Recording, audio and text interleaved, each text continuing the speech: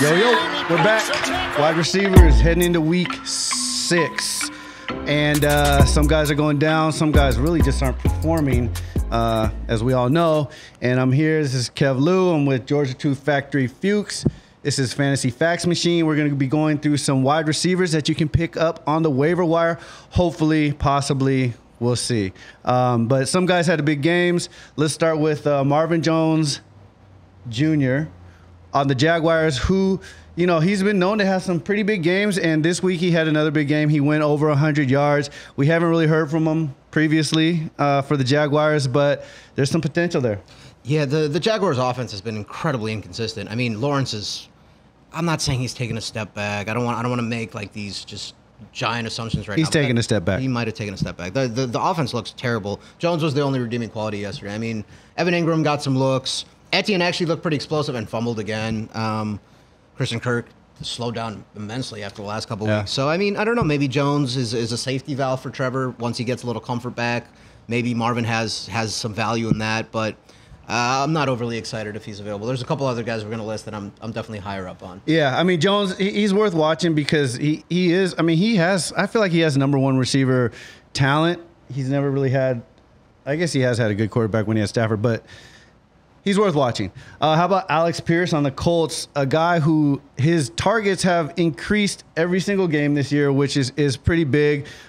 They've had to come from behind. He's gotten a lot of looks. Yeah, the biggest thing going against Alec Pierce is Matt Ryan. I mean, Pierce is a nice wide receiver. He's definitely their 2. Pittman is always going to get the number 1 coverage. Pierce looked good. He was coming across the middle. He had 1 fumble. Again, a lot of these guys seem to be having that issue right now. But, you know, he's an early round pick from Cincinnati. He's that punch, man. The DBs are working on that. Maybe. That tackle. Maybe. But, yeah, you guys got to hold on to the ball a little tighter. But Pierce is somebody that I'm very high on, actually. For no reason at all, because I don't think the Indy offense is that good, but I think in terms of just PPR leagues alone, like he's going to get a lot of targets, especially with all the coverage on Pittman. So, yeah, grab him if you can. Yeah, Pierce, his targets have gone up, his receptions have gone up every game, and his yardage has gone up every game. Next step, just find him the end zone a few times. He's going to find the end zone. But you have to wonder, too, Pittman's they've got to be telling Ryan, like, throw the ball a little bit more to Pittman. I mean, I would love that, personally. I have Pittman on every single team, so... Yep. Guy on the Giants, wide receiver who seems like he's primed for the number 1, wide receiver role on their team, Darius Slayton. I think he's coming off injury. Like him and Danny Jones have always had a little bit of chemistry. Can we agree at this point that Kenny Golladay is no longer an NFL player? He's done. Yeah, we're just gonna check that one off. So. They have no number 1 receiver. Slayton's is as close as it gets, Right. They're using tight ends. They don't have anything close to a number 1 receiver. No, I mean Saquon's their number 1 everything, but they're using tight ends and in ridiculous schemes. I love what they're doing. They're making the most out of their talent. But yeah, if you need anybody to catch the ball, it's gonna be Slayton. So. Yeah, Slayton had 6 receptions for 79 yards on Sunday, which was his best game. The whole team had their best game on Sunday. They look great. I mean, the London game's always a little weird, but, it's nice to beat a Packers team, which is supposed to be the favorite for that division. Amani Toomer isn't walking through that door. Plaxico isn't walking through that door. No. Like, they have Slayton. They better use him well. So, yeah. So, yeah, Slayton, I think Slayton's pretty high on my list of waiver wire wide receivers. Another guy who's a savvy veteran in the league, Randall Cobb on the Packers, had a pretty huge game, and it's starting to look like, if these rookies aren't going to perform, Rodgers is just like, F it. I'm going back to Randall Cobb. Yeah, Rodgers definitely has a good relationship with Cobb. They've played together for 36 years. I'm still higher on Doubs and on Watson. Cobb had a nice game. He had a lot of targets, but I think it's more of an aberration. 13 targets. 13 targets is no joke. But it wouldn't shock me if he goes back to 4 targets next week. You know what I mean? Like the 13 target game is great, but it's also one of those like 1 week things where I'm not really taking it for more than it is. I think Randall Cobb is a bottom of the barrel option, and you're reaching pretty hard. There you go. Yeah, I would agree. I'm going with Dobbs also. I have Dobbs on a couple of my teams, and I'm definitely not waiving him for Randall Cobb at this point. How about Josh Reynolds on the Lions, who I actually believe pretty strongly in him. I mean, he's performing. Yeah, he's putting up 80-plus yards weekly at this point, the last 3 at the very least. I'm a little not concerned because I think it could help Reynolds in a way, but when Amon-Ra's ankle wasn't fully healed yesterday pretty clearly. When it gets better, he's going to go back to being, the definitive kind of number 1 there. Also, as we like to bring up weekly, Jameson Williams may be around the corner. But for now, Reynolds is a really viable option in a high, not yesterday, but usually a pretty high-scoring team. So, yeah, he's averaged 9 targets in the last 3 weeks. Like George said, he's gone over 80 yards. And these guys are going to be coming from behind. They're going to be giving up a ton of points, and they're going to be in some high-scoring games. Yep, and Reynolds' stats, his target share, everything kind of speaks for itself. If he's there, you grab him. Yep. All right, how about Michael Gallup on the Cowboys, who's probably not available in every league, but he might be available in Dak, I think, is coming back 3 weeks ago is what Jerry Jones told us. Yes, so. Dak's actually been playing. We just haven't noticed it. Gallup might be the Mostert of this conversation. We're another guy who just can never stay healthy, but when he is healthy, he just provides like incredible speed, incredible ability. Theoretically, we just never see it more than a couple weeks out of the year. He has definitely taken away some target shares from Noah Brown.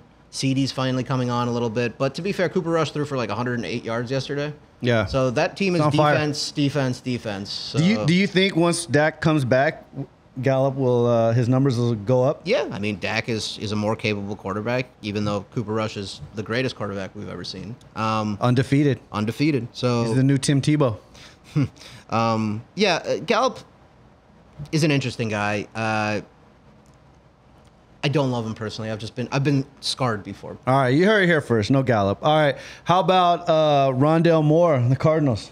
I mean, this was one of the guys I was looking most forward to, like coming into the year, and then he got hurt in practice. He missed the first week. He had a pretty solid game yesterday. A lot of target shares. He's incredibly explosive. He is gonna be, their number 2, I hope, because DeAndre comes back not this week, but the week after. I mean, he's back. I'm waiting on that one. Yeah. If he's on your bench, you might have an explosive weapon coming back. But yeah, Moore is nice. If he's healthy, he's a guy that can. He's electrifying. That's in the open field. A very, very good word. And they try to use him in a lot of different ways. He lines up all over the field. I like Rondell a lot. I think he was more available than he should have been. And if he still is, I would go for him. Yeah, and the last guy on my list is the number 2 wide receiver for the Rams, who George is very familiar with, so I'm going to let him do the introduction. Yeah, our man Ben Skowronek. I guess we're one of the few podcasts or whatever we are, the Fantasy Facts Machine over here. YouTube fantasy football experts. That's right. That are not telling you to drop Allen Robinson because apparently everybody else is. But yeah, Skowronek. Wait, hold up. We're telling people not to drop Allen Robinson? I think we are. Yeah. Okay. I don't think we've come that far yet, but yeah, Skowronek is fine. Skowronek is. I don't know. In my evaluation, Skowronek looks like the number 2 wide receiver on the Rams to me at this point. But that Rams offense, are you really excited about the number 2 wide receiver when? No, that's not true. Higbee is the number 2 wide receiver. Yeah, that's a good point. That's a good point. Kupp is the number 1. Higbee's the number 2, and then Skowronek is like a number 8. And then we don't talk about Allen Robinson because it just makes me sad. Yeah. So. But Skowronek did have 8 targets yesterday with 6 catches. Yeah. It's worth noting. I mean, when depending on how deep your league is, you can pick him up. Tutu Atwell, had 2 of the biggest catches of the game, or at least one of them. Yeah. We've been hearing about Tutu breaking out for years. Maybe he's the guy that does something for him because that offense really needs to find a gear that it does not have right now. Not at all. Yeah, well, let's not get into it. Anyways, those are the wide receivers that we think that you could look for on the waiver wire. Anybody else? There's definitely some outliers out there that are getting 4 targets, but big targets. Yeah, I mean, some of the guys that we really thought were going to take the next step, the KJ Osbornes would jump in that like 3rd wide receiver role, really doing very limited stuff. Atlanta, like you want to see like Zacchaeus. Yeah, he's getting as many targets as Drake London at this point, which seems absurd. Rest in peace, Kyle Pitts. There's guys that are everywhere, but like, the top tier is pretty wide, and you pretty much know who's in it at this point. The running backs, I think, that we discussed earlier, might have a bigger impact if you're able to grab one of them than a receiver that's not on your team quite yet. Yeah, I'd agree. I mean, off the list that we just named, I would say Slayton and Pierce, to me, stand out the most. Yeah, if you can find Slayton, who's definitively a number 1 guy right now. Right. Grab him. Pierce as well. The rest of the guys, listen, desperate times call for desperate measures. So. Truth. All right, well, that's it for the wide receivers heading into week 6. Good luck, happy hunting, and we will see you next week. I'm Kev Lowe. This is George the Truth Factory Fuchs. Peace. Set up my squad, wake up and pray. Turn on the tube, don't believe what they say. Get out my way, I got sleepers to play. Shooting my shot and I seen who you waved. You waving the flag, I'm just chasing the bag. Almighty special, we taking it back. Doing our dance while you blaming the draft. I'm a machine, just stating the facts. I'm a machine, just stating the facts. I'm a machine, just stating the facts. I'm a machine, just stating the facts.